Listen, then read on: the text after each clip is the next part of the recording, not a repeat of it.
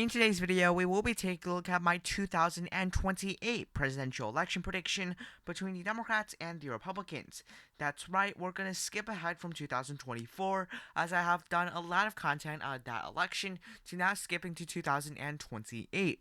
So I'm going to get right into today's video. Now, starting from the safe states for both parties. Now, in 8 years, things can really change from 2020 to 2028. American politics changes rapidly. Now, in 8 years, the changes won't be that significant, but we can see a lot of trends.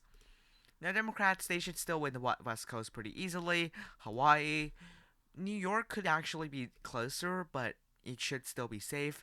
Massachusetts. Vermont, the District of Columbia, and the state of Maryland, as well as the state of Rhode Island. Now, some of these states I do think will be getting closer in the future, some of these liberal states in New England. Now let's go to the, say, Republican states. Now, Republicans at this point would be doing still very well in much of the rural states. However, states like Montana could actually be more competitive. States like Kansas as well could be more competitive. Oklahoma, Arkansas, Louisiana, Mississippi, Alabama, Tennessee, Kentucky, West Virginia, Missouri, and Indiana. So they can still retain a lot of their support and, in fact, grow in support in some of the more Midwestern states, but also do worse in the Sunbelt states. So going to the Democratic likely states here. So Maine, as well, Connecticut, New Jersey, Delaware, these are all likely states. We'll also add the states of Colorado, New Mexico, Virginia. These are states that are trending more towards the Democrats instead of the Republicans. Some of the states in the Sunbelt as well could trend towards the Democrats, but Republicans are going to still hold on to many of the rural states and many of the states in the Rust Belt.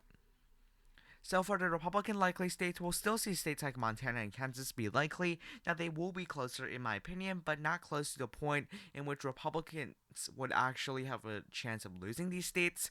They should be able to win Iowa, Ohio by possibly safe margins. I don't think they're going to be safe, but I think they're going to be very, very solid for the Republican Party. However, they're going to lose some grip in states like Alaska and South Carolina, so these states will still be likely for the GOP, but by far lesser margins. Now, they should still be able to win the state of Florida, and they should be able to win it by somewhere around 10 points. Florida should be next. Ohio for the GOP. Now, second as well should be likely for the Republicans. So that wraps it up for the likely Republican states. Now let's go to the final states, which are the most competitive. First up, let's go to the state of Nevada. Now, Nevada is pretty interesting. It's not really trending either way, but in 2020, Democrats actually underperformed what they did in 2016 on the presidential level, signaling the state might be trending towards the Republican Party. So I'm going to put it in the tilt GOP column as of right now. But Arizona, it is trending towards the Democrats. In Maricopa, not as much as a state like Georgia, but it's still really significant. This is probably the second most Democratic trending swing state right now, behind the state of Georgia. So I'm going to put the state in the tilt Democratic column. Now, Texas, I think Texas is going to get closer. Again, Republicans can do pretty well in the Hispanic areas, but I think they're going to lose much of their appeal in much of the suburban areas. Nonetheless, they should still be able to win the state. The GOP is still probably favored in the state of Texas, so I'm going to put this state in the lean Republican column. Now, Georgia, however, should be able to go more towards the Democratic Party side.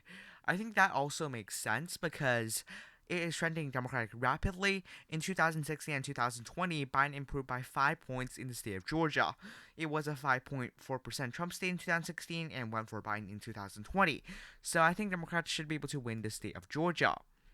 North Carolina seems to be trending towards the Democrat ever so slightly, but it's still a pretty stagnant state. It really depends on the national environment, and really either side has a good chance of winning the state.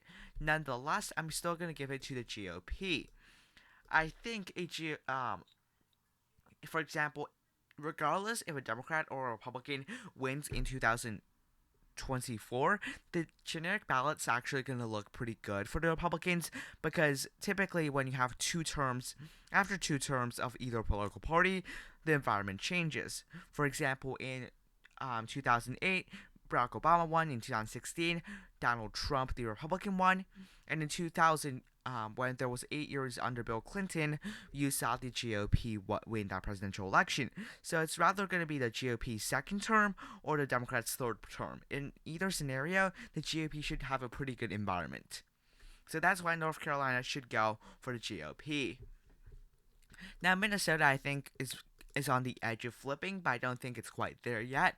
For the GOP, I think Democrats still hold on to the state of Minnesota. I think they will also hold on to Nebraska's 2nd district by a tilt margin. Again, this is a trending blue district, and they should still hold on to Maine. And I think New Hampshire as well. This is a state that actually looks like it might be trending towards the Democrats. I'm not super sure about that, but I'll put it in the tilt Democratic column. However, for the Rust Belt, this is where Democrats actually lose most of their ground.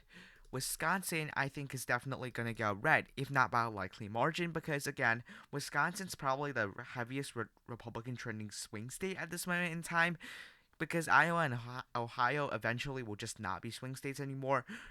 Wisconsin, in around 20 years, is also not going to be a swing state. In 2028, I think it will still be a swing state, but the GOP just has a huge advantage in that state. Now going to Michigan here, I think Michigan's going to go tilt for the GOP. The reason is, again, it's trending towards the Republicans. Now, not by as much as a state like Wisconsin or Iowa or Ohio, but it's still trending Republican. Again, some of the county areas could actually be trending blue, but much of the rural areas which are not maxed out for the GOP will likely help the GOP prevail in a state like Michigan. And finally, ending this video with Pennsylvania. This puts the GOP over the top. Again, the state is not trending as red as a state like Wisconsin, but it is still trending Republican because much of the citizens in the Rust Belt are moving to the Sun Belt. And those voters are typically going to vote Democratic. So typically, there's going to be Democrats that are moving out of states like Pennsylvania and into states like Texas, which is why states like Texas are trending blue, while states like Pennsylvania are trending red. Democrats are leaving the Rust Belt for the Sun Belt. Anyways, thank you for watching this video. Be sure to like and subscribe to my YouTube channel. Thank you for watching. Have a nice day. Goodbye.